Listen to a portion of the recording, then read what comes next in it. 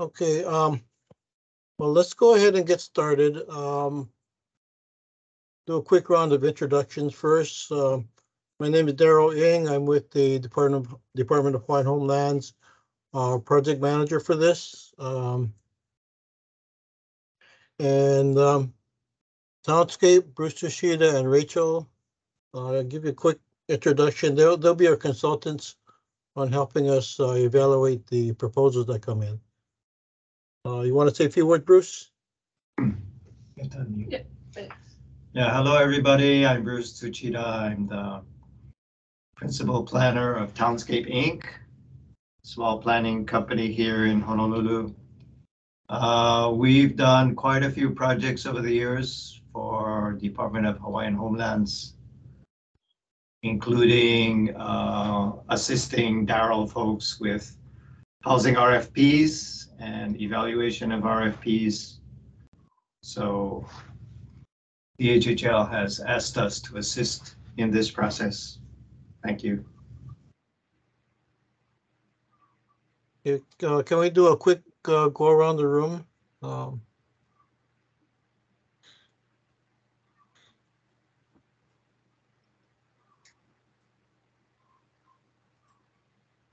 Katie, why don't you go since you're helping us also?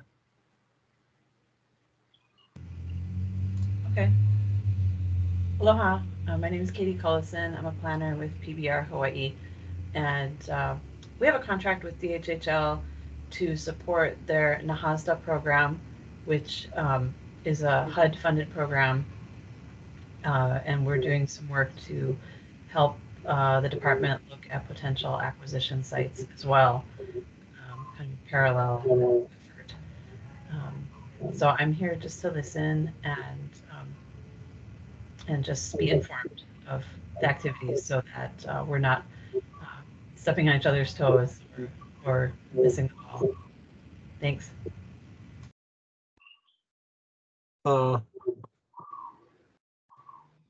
Yeah, Sheila's helping you, right?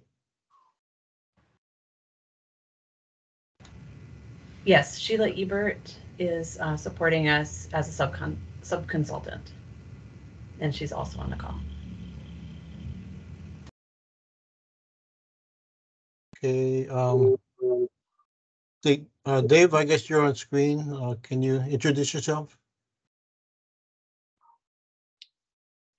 Yeah, I'm Dave Robichaud. I'm with Millcamp Development Group, and we're hoping to do business with you guys. I am probably the least qualified to introduce Millcamp Development Group among those listening here, but we'll get around to the rest of us fairly shortly.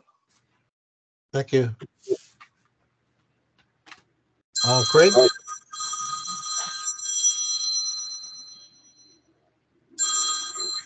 Yes, Craig McGinnis with Haseko. I have a number of team members here in the room, as well as Daniel Long with Haseko signed on as well. What time you can go? Geez. Actually, I probably won't be able to make it. I just went on a Zoom call with the state. So yeah, last minute stuff for housing development. So yeah. Thank you. Yeah, what time is the luncheon? 11:30. Okay, let me text you back, see if I get out of this.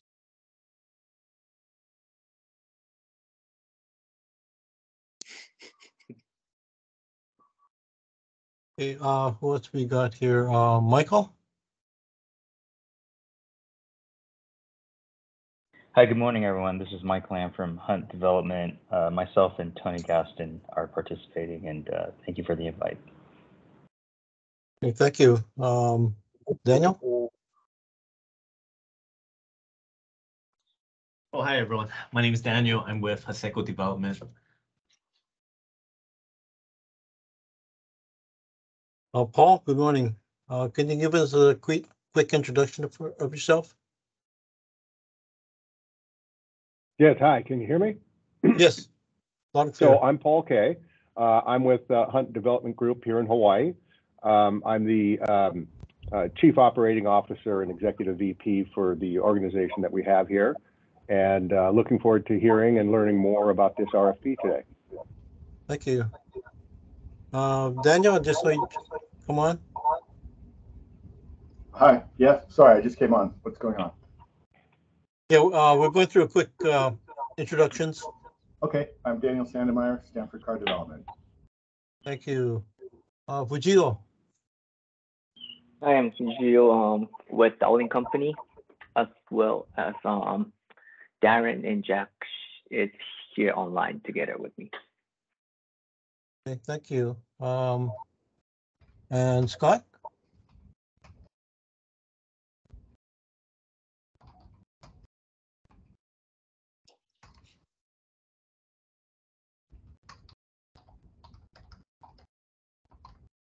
Scott, are you there? Scott Eden? You're muted.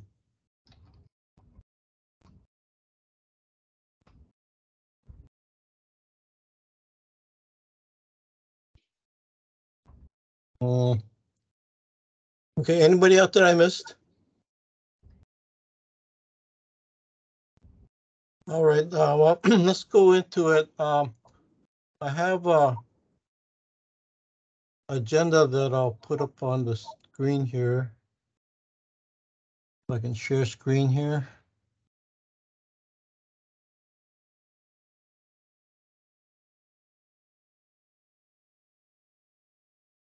Can't find it. Okay, well, anyway, my agenda is basically the same as the RFP itself, with the intent of clarifying or otherwise embellishing on the RFP, answering specific questions you might have.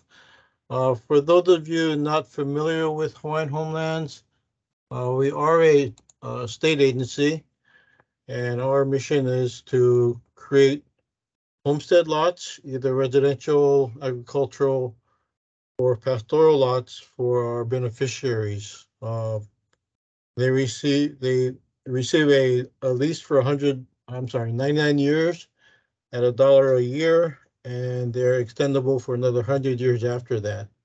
So basically a land trust organization. The beneficiaries do have to be 50% Native Hawaiian and at least 18 years of age.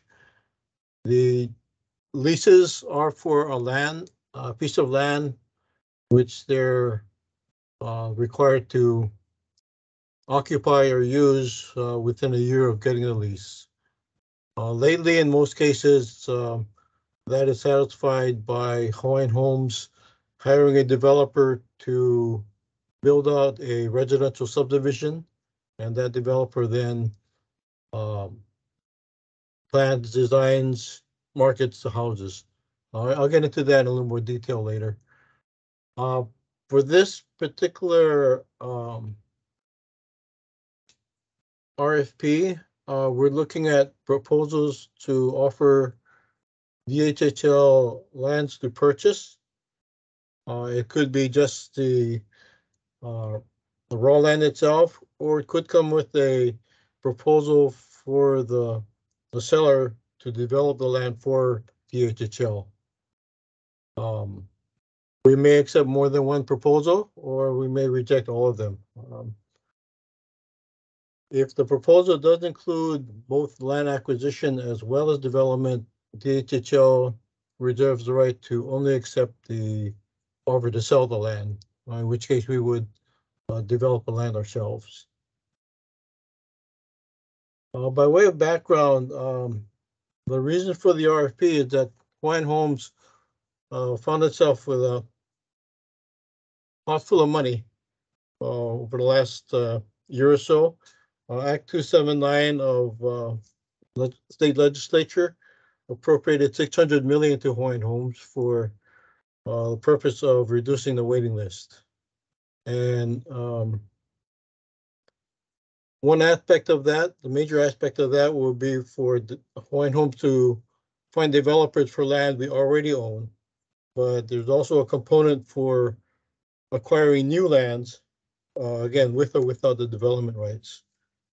At the same time, U.S. Congress also appropriated $22 million into our NAHASDA program.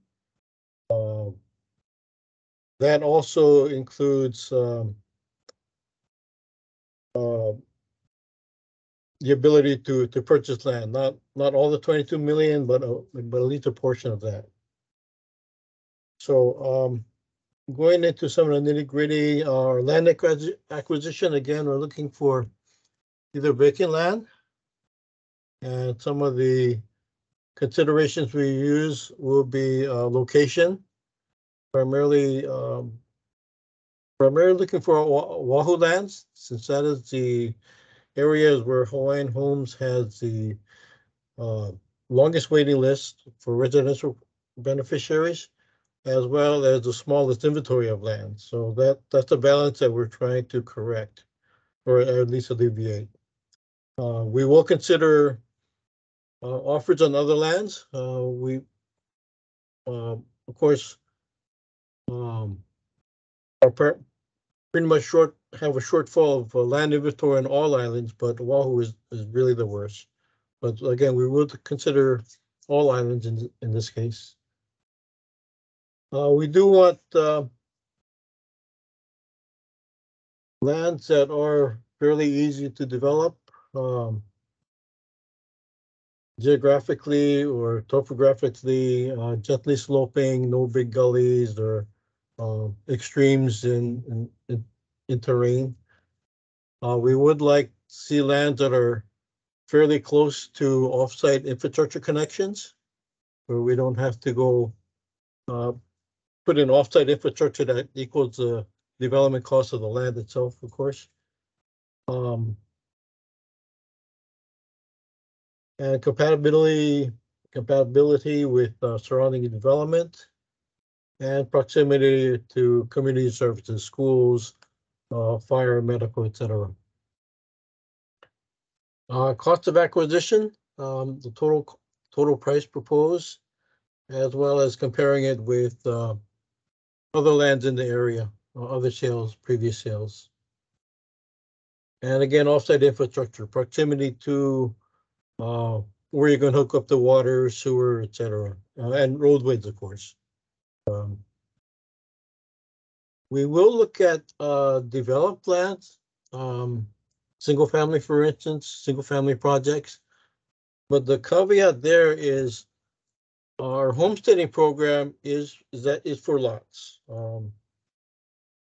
We do have on our books the ability to award condominium lots, but for all practical purposes, since we're doing a 99-year lease with a 100-year extension, you're looking at some potentially big problems down the road when your leases are still got time to go, but the building itself is starting to fall apart. So that's what the potential problem. Also, with a single family lot, of course, your family can start with a 2 or 3 bedroom and expand it as their family grows, which of course is not possible with a condominium. We do look at multifamilies as serving a purpose for those who are looking at short-term rentals, say to get their finances order in order to purchase on a single family lot. We also have a possibility of kupuna housing. We do have a project existing in Waimanalo for that purpose. And some of our units in the upcoming Bolodrome renovation project will also be serving kupuna. So we do have a use for multifamily projects, but it is not high on our priority list for this acquisition. But again, we'll look at it, and if it's feasible, viable, we'll definitely consider it.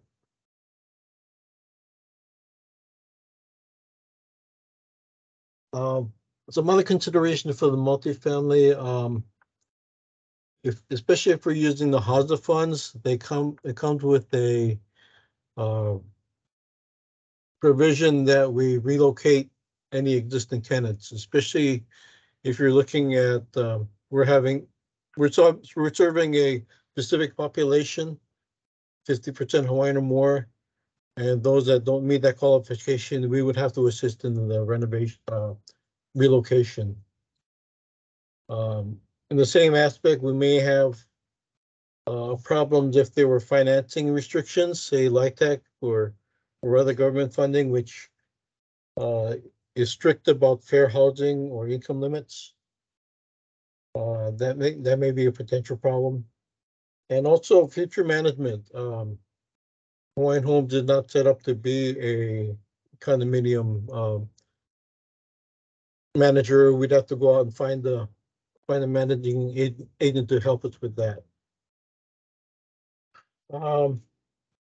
If the development or if your proposal does include a development aspect, things we'll be looking for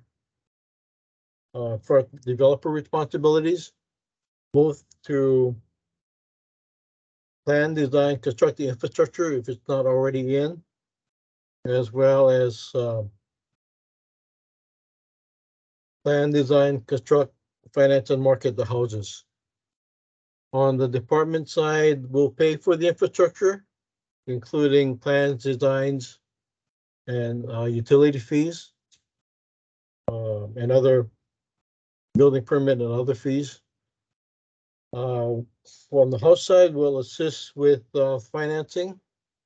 We can make an interim loan available and no interest, provided that those savings are passed on to the home buyers. We can also issue affordable housing credits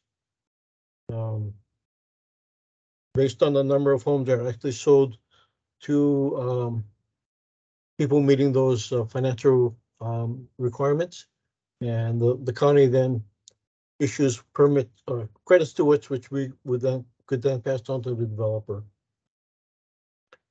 We would also do the homestead lease awards, including offering meetings, which would expect the developer to assist in providing marketing information. Okay, all the submittal forms are in the RFP package, and we would, for the purpose of evaluation, we'd like to keep with that format so we can compare apples to apples as necessary. Go outside of that format and we start hunting for information. Will make our job a lot easier in evaluating if you follow the formats. As we mentioned in the RFP, the scoring criteria for the property alone, we got 40 points, 20 points for location and site characteristics, 10 points for cost of acquisition, and 10 points for proximity to offsite infrastructure. If a development proposal is included, we're looking at two aspects. One is the proposal itself, total of 25 points. The cost of DHHL for the infrastructure. Any input that the developer would be putting in as far as, say, grants or other financial ways of bringing the cost down. That would be 5 points. 5 points for the schedule, how quickly the project would be built out, and 5 points for site and house designs. On the developer team, it's actually higher than the proposal itself. We're assigning 35 points to that, 15 for previous projects, and 20 for financial capabilities or financial capacities. That would bring a combination of property evaluation as well as development proposals to a total of 100 points. Our schedule, subject to the number of offers received, we're looking at a due date to submit proposals of December 2nd. I'm sorry, due date to submit questions in writing by December 2nd. This will give us time to formulate responses and put out a final addendum if necessary by December 9th, which then leads to proposals due a week later on December 16th by 2 o'clock. And deliver the proposals to our office in Kapolei, Kalanaona at 91-5420 Kapolei Parkway. That's right across from the Kana'ali Shopping Center at the bottom of Kawalakai Parkway. We're looking at hopefully getting at least a initial evaluation by December 23rd. That would be determining which we would want to give further consideration to. And if necessary, discussions with proposals that look feasible first part of January, and if necessary, best and final offers by January 11th, followed by a final determination of acceptance by January 18th. Again, these evaluation dates are subject to the number of proposals we get. If we get a lot, it'll probably drag out a little longer, but we'll see how that goes. That's all I had prepared. I'm open to questions now from the audience.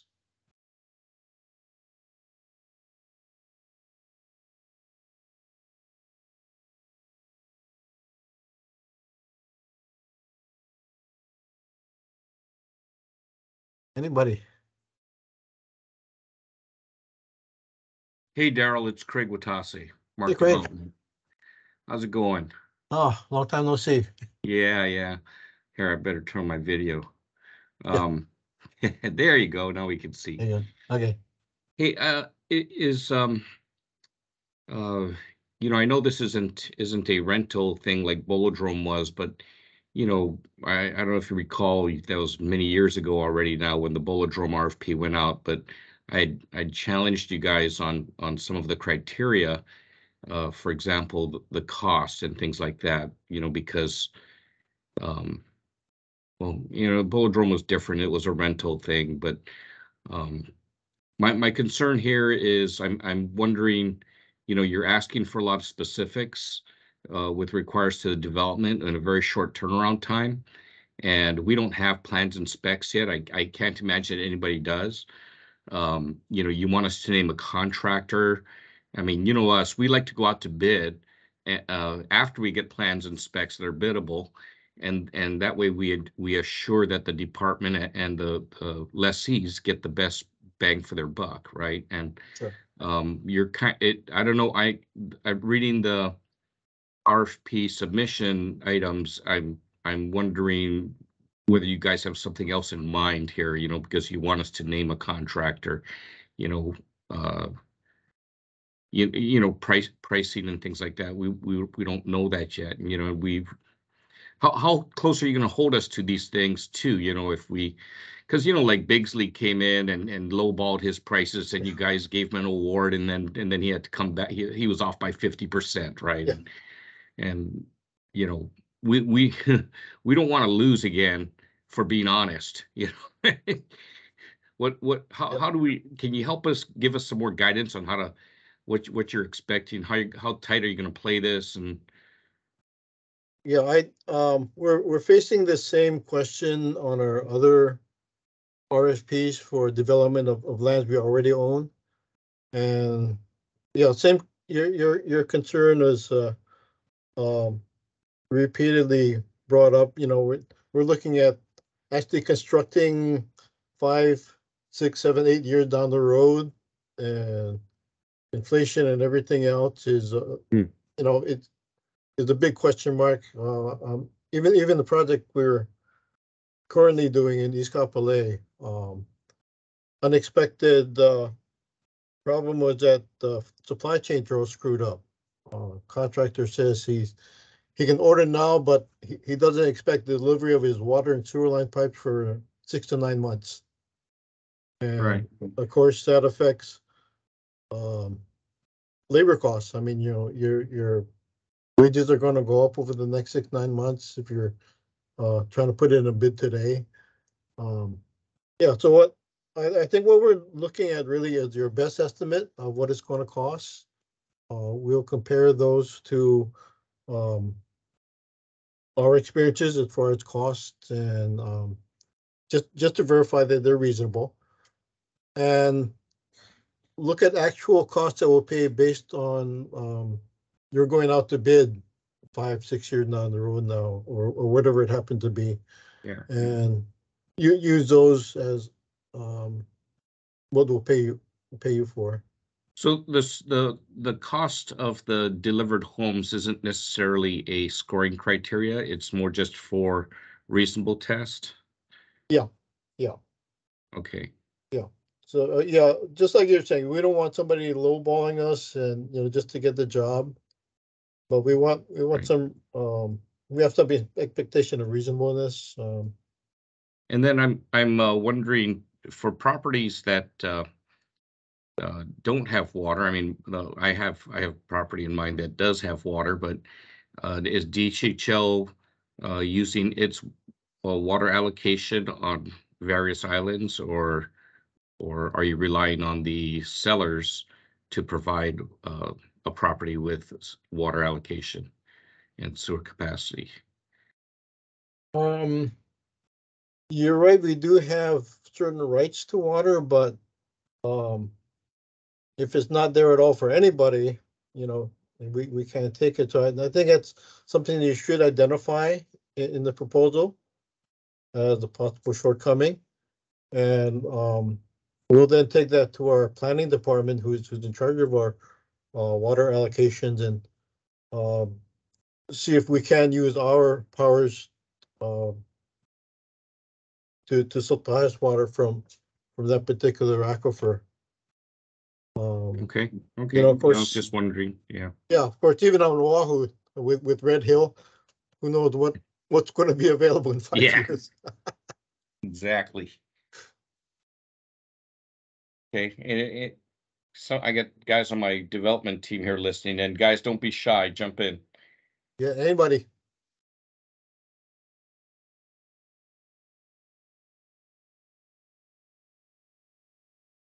Daryl, Craig from Yes. Seiko. That's great. You know, Craig with his question just alluded to it as well. It's an awfully tight timeline for providing the detail that's requested in these responses. Is there consideration for extending even the submittal date, or are you looking just for best effort in the short amount of time, even though maybe not all the questions could be fully answered, as Craig alluded to in his question? Yeah, I would say best efforts. Again, there are too many. It's too long of a time frame that we're looking at, and too many variables and unknowns within that time frame. So the best you can give us, and we'll judge those against you know, what we deem as being reasonable and fair to both sides. Thank you. So the house plans and things like that, and the development plans can will largely be considered by DHHL as conceptual. Yeah. Okay. All right. Great. Thank you. Yeah, it is such a short time frame that we can't expect anything more than conceptual. I mean, of course, if you're owning the land and maybe you've started on some of those plans already, whatever state they happen to be in.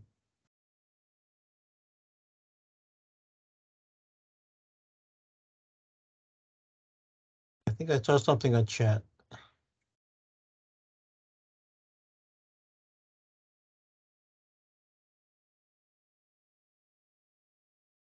Okay, question on the chat was, the DHHL have an expedited subdivision process once department acquires the land? Yes, we are able to exempt ourselves from certain city zoning subdivision requirements, and we would use those. That does save us time on the planning and permitting side. Example is our East Kapolei lands. They're all currently zoned agricultural, but when in going in for subdivision, we tell the city that we'll be designing, constructing to their R5 standards. And they're required to accept that going forward in the subdivision. So all their plan approvals, reviews are based on that R5 rather than the stated agricultural subdivision designation. Let's see. Other question, will this be the only solicitation for land acquisition DHHL plans to do as part of Act 279? For now it is. All depends. Well, basically the legislature gave us to June 30, 2024 to encumber the 600 million. So that's why we're in a bit of a scramble to do this as well as our development RFPs. If for whatever reason we're able to get an extension on that, and we don't have sufficient or if we get an extension on that time and we see a further need for land acquisition, we could go out with another RFP and say a couple of years, but for now, I don't see any additional RFPs for land acquisition.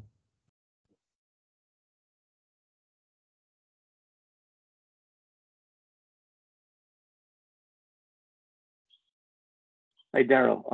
Darren Okimoto, Dowling Company. Hi. If we're looking at a development and it has, say, a technical report that we want to include in our proposal, sometimes the technical reports can be fairly long. Could we print that double-sided and then 2 sheets per page, similar to what we do for environmental assessments? Yeah, sure. Or just include it on the CD if that lengthy, or I'm not CD, but the flash drive. Okay. We were asking for a electronic submission as well. Okay, so just put it on there. We don't necessarily need to print it out and include it in the binder. Yeah. We will refer to the electronic file. Okay, Print it out great. ourselves if necessary. Okay, thank you. Dave, you had your hand up? I do. Thanks, Daryl.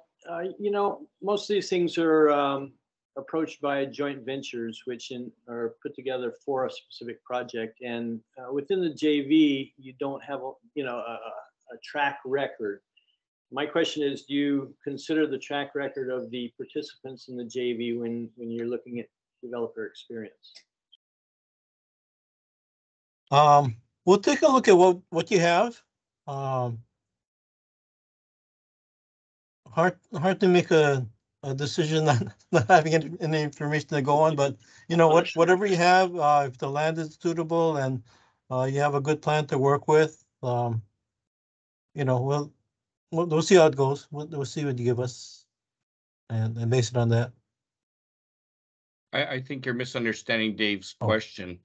We want to say we recall when we submitted on Punchbowl or a Bolodrome rather, we thought we were told that our joint venture with Cully Watson, the joint venture itself didn't have a resume, even though all the participants of that joint venture had an extensive resume, but that wasn't considered because the new entity, the development entity, did not have any credentials.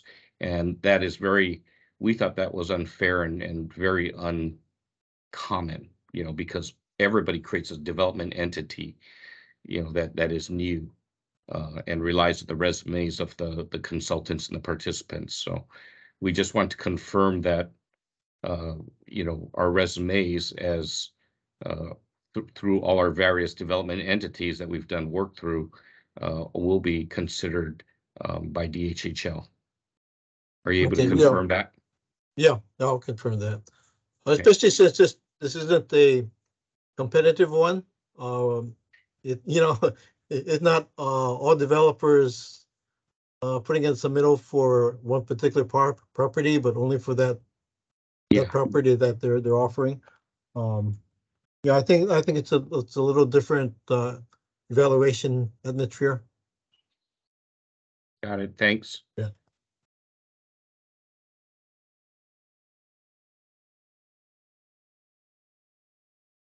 Anybody else? Daryl, sorry to be annoying. I got one more. No problem.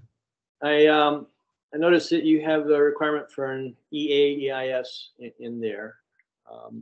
Would DHHL be the approving agency for that normally, or do we go out to city and county? For an EA, our commission would be the approving agency. EIS, I think it goes up to the governor. Yeah, governor, right. Yeah. Very good.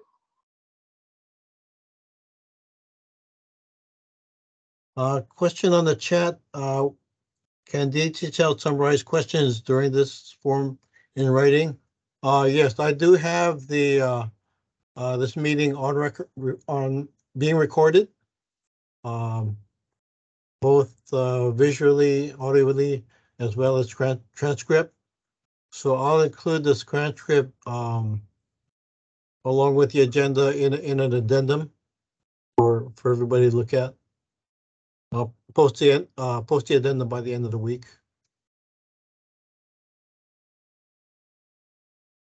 Daryl, for the written questions which are due by December 2nd, 2 questions. One, will you answer written questions prior to, I guess, the 9th? Will you answer questions early? And then secondly, are questions answered by developers then going to be available? Will the answers be available to all potential offerers? Yeah, yes to both. I'll answer the questions individually, and by December 9th, I'll issue an addendum with all the questions and make it available to everyone. Thank you.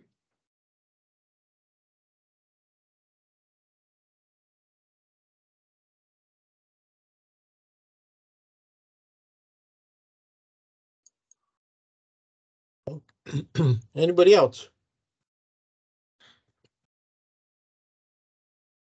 Okay, I don't know if we want to do this unless you and Stuart are going to be there. You guys retiring, or are you going to stay? Actually, we both were considering retirement until the 600 million got passed, and then we were convinced to stick around for a little while. All right, good deal. Thank you. We appreciate how it. long we're going to stick around is still up in the air, but we'll at least get the ball rolling on covering the 600 million. A lot, of course, depends on who the governor selects to be a new chairman. Okay. That probably is 75% of the equation. Okay. We'll be around for a little while.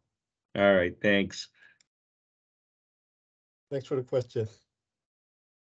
If nobody else, I think that should wrap it up, and I'll start working on the addendum and getting it published.